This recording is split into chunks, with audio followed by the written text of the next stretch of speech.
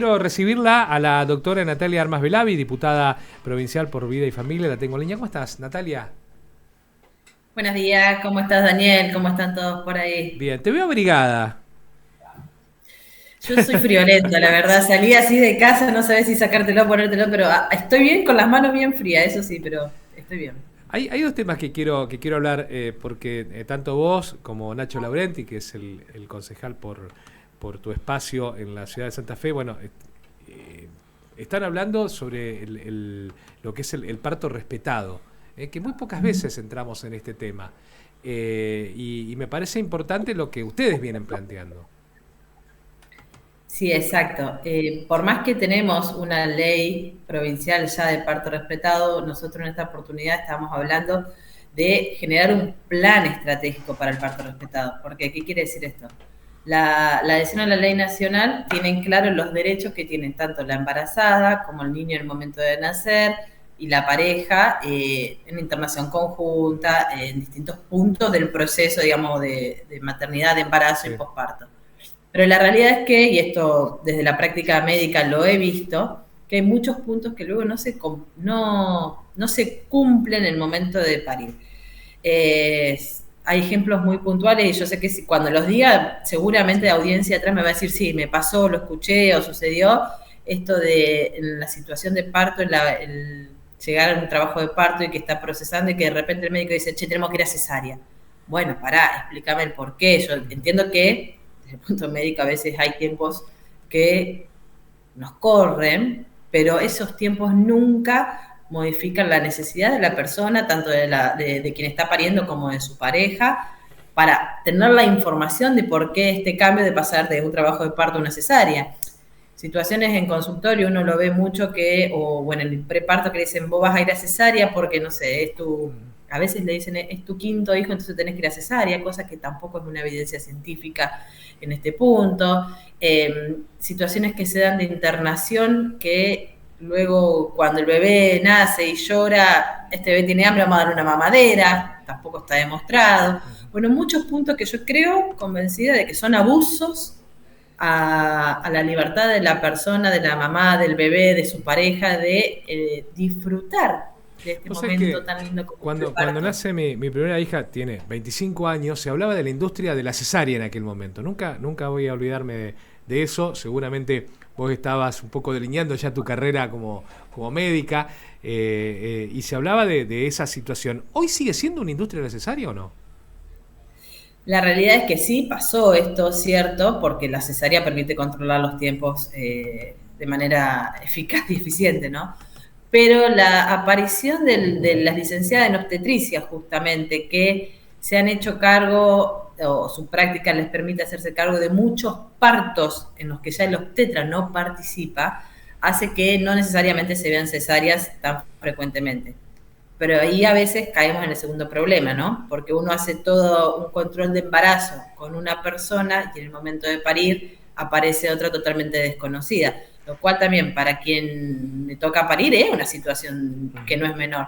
Yo recuerdo a usted, yo tengo tres embarazos porque no son mellizos, cuatro Sí. hijos, que desde el primer embarazo le dije a mi obstetra, a mi ginecólogo, le dije, vos vas a estar el día del parto. Lo asistió una licenciada en obstetricia, Sí. también lo acompañó. De hecho, cuando yo llego, yo rompí bolsa, llego al sanatorio, me recibe la licenciada, pero en el camino yo ya hablé con mi médico y le digo, vos tenés que estar. Yo a esta chica, con el amor Sí. del mundo, pero la acabo de conocer, mi vínculo, mi confianza con el quien me controló durante 9 meses del embarazo.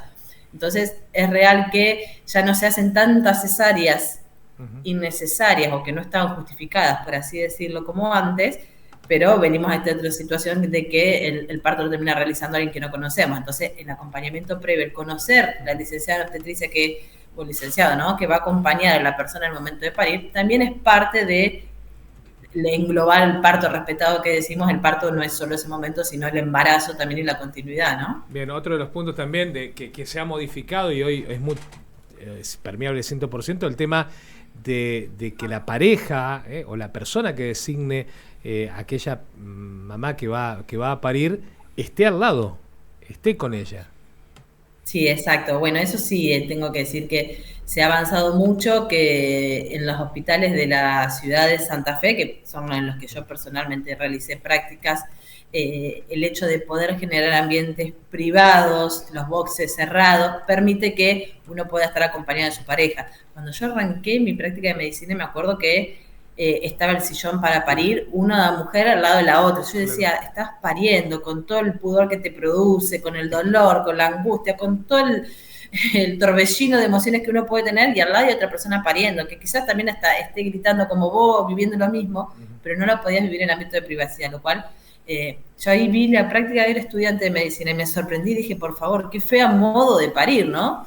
Bueno, gracias a Dios eso cambió muchísimo, se ambientaron los hospitales de tal forma que sea privado, y sí, tengo que decirlo que he visto a las personas acompañadas, muchas veces del padre del bebé, y en otras oportunidades quien era el vínculo de confianza, ha estado la madre de la parturienta o quizás una hermana de la parturienta, quien sea el vínculo de confianza para ella para atravesar ese momento, ¿no? ¿Qué otros puntos podemos destacar de respetar el parto? Yo siempre hablo de la importancia del después, ¿no? El acompañamiento de que el bebé en el momento que nació vaya al contacto, al vínculo con la madre de manera inmediata, salvo que motivos médicos digan lo contrario, ¿no? Pero a veces, y esto sí se da más en el ámbito privado en general que en el público, se generan separaciones de la madre y el niño sin fundamentos reales. Me ha pasado en experiencia personal, pero está bien, uno porque con la mirada médica yo pude cuestionarle al médico, ¿para qué estás haciendo con mi hijo? ¿Por qué no? Que yo siempre cuento, uno de los mellizos cuando nació a las 8 de la mañana y recién lo pude ver a las 2:30, y porque soy una madre jetona y levanté un poco el tono de voz diciendo que quería conocer a mi hija que no había visto en todo el día, ¿no? Pero estas situaciones no se deben dar, uno debe tener la posibilidad de tener ese primer contacto, porque es bueno para la madre que acaba de parir, no solo desde el punto de vista emocional, sino también fisiológico, está demostrado, como también es bueno para el bebé tener el vínculo primero con la madre, porque es el corazón que escuchó latir durante 9 meses, digo yo, el único sonido que escucha el bebé es la voz de la madre y el latido del corazón de la madre. Entonces ese vínculo está demostrado, de hecho en los libros, que ese vínculo inicial debe darse entre la madre y el bebé, si no hay razones médicas que lo impidan, ¿no? Como después, y vuelvo a decir, esto también es más del ámbito privado, se ha avanzado mucho más en el ámbito público, lo cual me alegra, pero el tema de las visitas luego para la lactancia en lo que es una sala de neo, por ejemplo, esto de tener horarios, me acuerdo que el padre tenía un horario solo por la mañana, como si el vínculo con el padre no fuese tan necesario como el de la madre. La madre no es que solo es una teta que va a dar la leche y gracias al bebé. Eso lo puede suplantar una mamadera si quisieran en cuanto a alimentación. Sino que hay un vínculo estrecho que se tiene que generar. Entonces, los abuelos ni hablar. Los abuelos a un aneo no pueden ingresar, digamos. Yo creo que hay situaciones que tienen que ir modificándose en el ámbito privado, que si se puede hacer en lo público, ¿por qué no se podría hacer en lo privado tranquilamente? Y que favorecen este vínculo y este cambio que se da en una familia cuando aparece un hijo. Porque la verdad que cualquiera que tiene hijos sabe que es una realidad antes y es una realidad totalmente distinta. Uno por ahí piensa que en el parto, no, digamos, se complican un poco más de situaciones porque hay un posquirúrgico y porque la mamá está en una situación distinta. El nene, ni bien sale el nenito, se lo llevan, lo revisan y por ahí dicen nació bien o algo. Pero qué importante, más allá de la cesárea o un parto natural, es decir, tanto pesó tanto, lo revisaron, mamá, acá está el nene.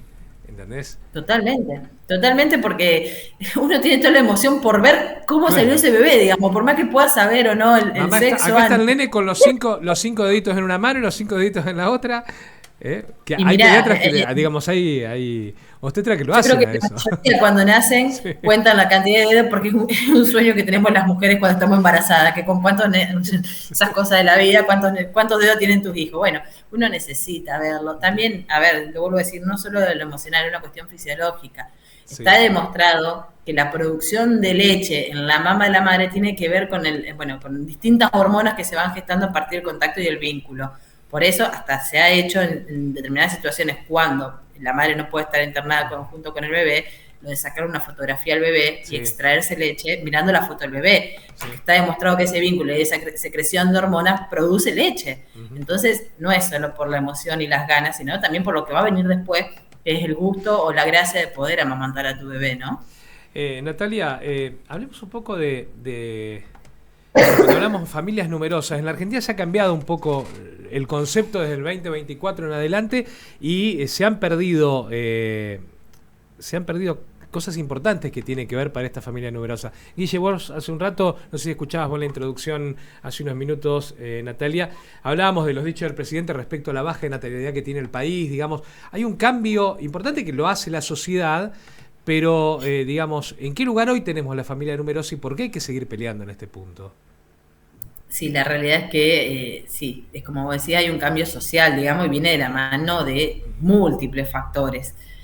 Hace unos años, yo hoy justo escuchaba una nota a raíz del último informe que hubo de la Universidad Austral en cuanto al descenso de la natalidad, que en un momento mundial se pensó en el control, digamos, de la natalidad por el uso de los recursos.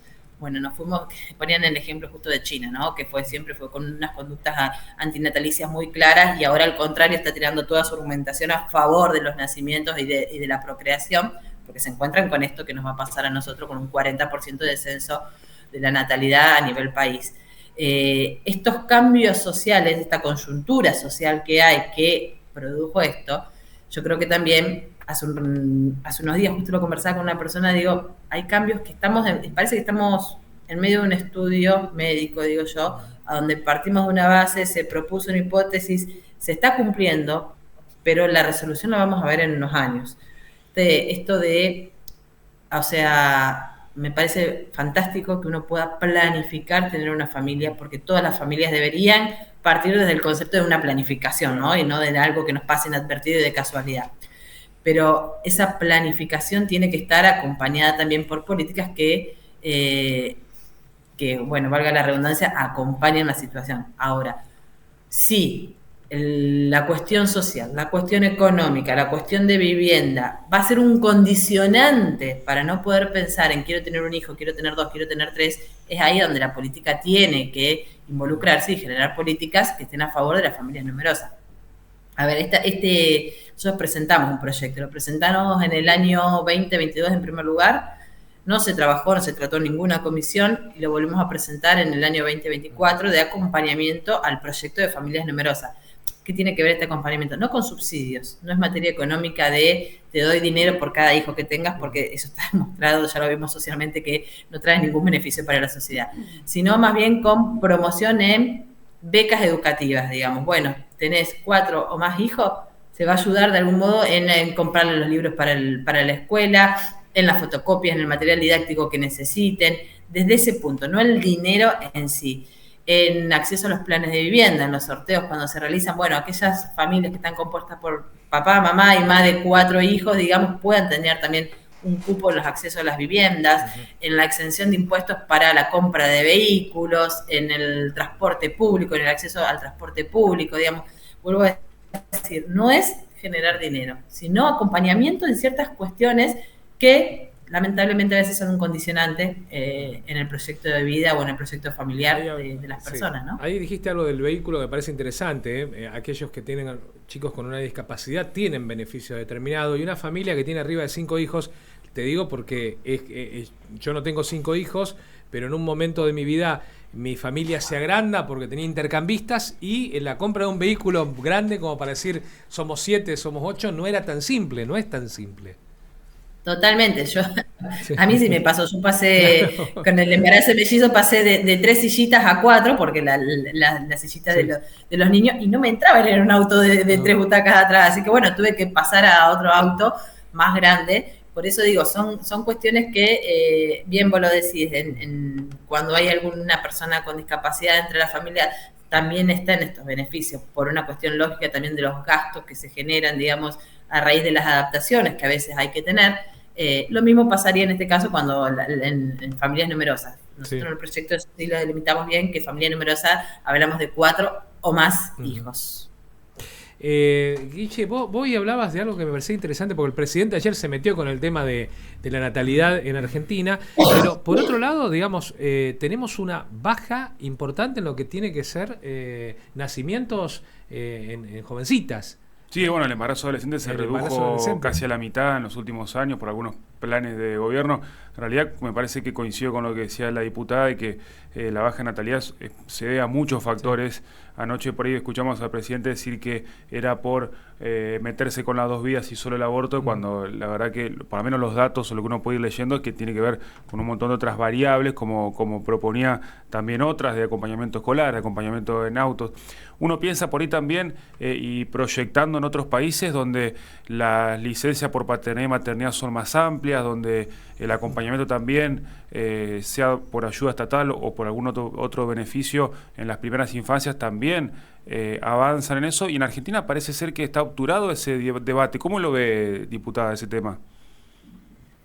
Sí, mira, esto es una percepción personal, no tengo los datos estadísticos, yo creo que el aborto puede haber influenciado el descenso de embarazos en edades tan jóvenes. Ahora, que el joven, y creo que los datos hablan de niñas de entre 10 y 14 años, o sea que niñas que deberían estar con su cabeza en la educación y esa debería ser su prioridad, ¿no? Que haya descendido el número de embarazos, ciertamente me alegra, eso tengo que decirlo, porque estoy convencida de que no es una etapa de la vida donde uno esté preparado para ser madre.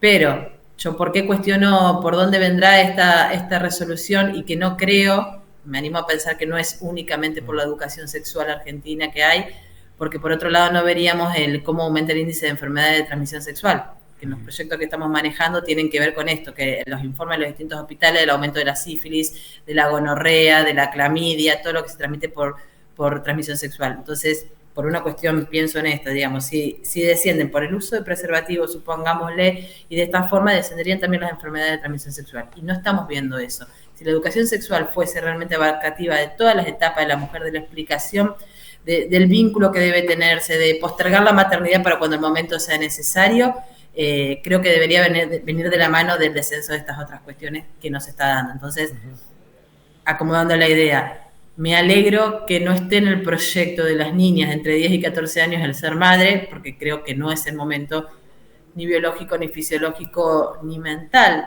para hacerlo, pero quisiera también que la educación sexual sea abarcativa, sea amplia, de tal forma para que también veamos descenso en la transmisión de enfermedades, descenso en las enfermedades de transmisión sexual. ¿Y cuánto le podemos dar también a esto, a la planificación de una mujer argentina que quiere desarrollarse profesionalmente y que, bueno, se va postergando la cuestión de ser madre? ¿Cuánto tenemos de eso dentro de este 40%? Porque también es otro de los puntos importantes, que tiene que ver con lo que pasa en Argentina y en cualquier lugar del mundo. Digamos, las sociedades van cambiando.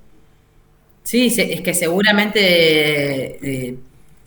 no quiero tirar números porque no los tengo, pero seguramente venga de la mano del proyecto personal, y de ahí es donde parte también este otro proyecto de acompañamiento, no puntualmente a familias numerosas, pero sí a la maternidad, porque la realidad es que uno en una etapa de la vida no tiene que elegir entre ser madre o desarrollarme en mi carrera profesional. Esto no debería ser de ese modo, uno debería poder cumplir con las dos cuestiones a la par. Yo siempre digo, no se puede ser 10 en todo, pero con un 8 en cada una me conformo, digamos. Si uno no tuviese, a ver, yo siempre pongo un ejemplo, cuando estoy entrando en una residencia médica me preguntaron qué método anticonceptivo usaba, o sea que para entrar a la residencia estaban viendo si yo iba o no a querer ser madre, una cuestión totalmente invasiva y ofensiva, digo yo. ¿Desde cuándo eso tiene que importar en una toma de trabajo o en una cuestión laboral? Ese no debería ser un impedimento. Si uno tuviese políticas públicas de acompañamiento a la maternidad en general, podríamos lograr que los dos caminos se desarrollen. Yo siempre lo digo, yo madre de 4 niños, por supuesto tengo un marido que me acompaña, una abuela, una tía, una prima, tengo un montón de familiares, gracias a Dios, que están a la par mía, pero puedo desarrollar mis dos tareas, digamos, estoy presente, la mitad de mi cabeza está con mis hijos y la mitad está trabajando, y de ese modo uno se va desempeñando, pero porque no tiene que quedar supeditado al acompañamiento familiar que uno tenga, sino que las políticas públicas también tienen que ir en este sentido. Esto de si saca licencia por maternidad, luego va a ser demorada en nuestras cuestiones. A ver, en la fuerza policial lo vemos. Las licencias de maternidad reducen en el puntaje para luego en los ascensos. Entonces esas son políticas antinatalistas y de cercenamiento de la posibilidad de una mujer de ser madre, ¿no? Y ahí, perdón, Dani, y ahí como diputada, ¿qué es lo que me interesa? ¿Ve un camino posible? Porque uno cuando plantea que, por ejemplo, que la licencia no quite puntos para el ascenso, o cuando uno va hacia esa brecha de género de que el varón tiene apenas 3 días y la mujer tiene 90 días, de equipararlas de alguna manera para que el acompañamiento en esos primeros días, esas primeras semanas y meses del bebé sea compartido. ¿Ve un camino posible, al menos en la legislatura provincial? Yo no sé si se podrá hacer a manera local, pero por lo menos ponerlo en debate para ver si se puede avanzar, ni hablar en la cuestión nacional, pero al menos acá. Mira, con respecto a la licencia de paternidad, y te la sumo también a la licencia por casos de adopción, Ajá. había algún proyecto, yo en este momento no recuerdo de qué diputada, Sí. tendría que buscarlo, pero te estoy hablando hace un año largo, que venía en ese sentido, lo cual me parece correcto porque es como vos decías, o sea, hoy la licencia de paternidad se reduce a los trámites administrativos que tiene que hacer el hombre mientras la mujer está cuidando al bebé en la casa. O sea, a eso se reduce la figura del padre en el nacimiento de un hijo, y ni hablar, por supuesto, cero acompañamiento a la mujer que acaba de parir, no solo desde lo emocional, sino también de lo físico, ¿no? Porque uno tiene que dejar el bebé con alguien para poder bañarse tranquilo durante 15 minutos, ¿no? Había un par de proyectos. No sé, que recuerde ahora, no se habían trabajado, no sé si en alguna comisión, o sea, en alguna comisión se aprobó porque yo lo he leído y me acuerdo de haberlo acompañado, pero no recuerdo que haya habido nunca un dictamen o que haya pasado al plenario. Ahora, cuando terminemos el MIT, lo voy a buscar para no quedarme así con la duda, pero evidentemente no hubo consenso político o suficiente argumentación para tratar de llevarlo adelante. Pero sí coincido totalmente que hoy 3 días de licencia por paternidad son absurdos. Natalia, agradecerte este rato aquí en la mañana. ¿Querés aportar algo más? Porque vi que tenías ahí un poco... No, mi asesora me acompaña y me grita desde la otra compu que están en comisión esos proyectos. Mira, Bien. bueno. Bueno, está bueno ir viéndolo, a ver qué se puede también sumar desde ahí. Nada, Natalia, me pareció interesante hablar de este tema. Agradecerte estos minutos. Gracias a ustedes, como siempre. Un abrazo enorme. Hasta luego. Hablamos con la doctora Natalia Armas Vilavi, diputada provincial por Vida y Familia, aquí en la mañana de la radio.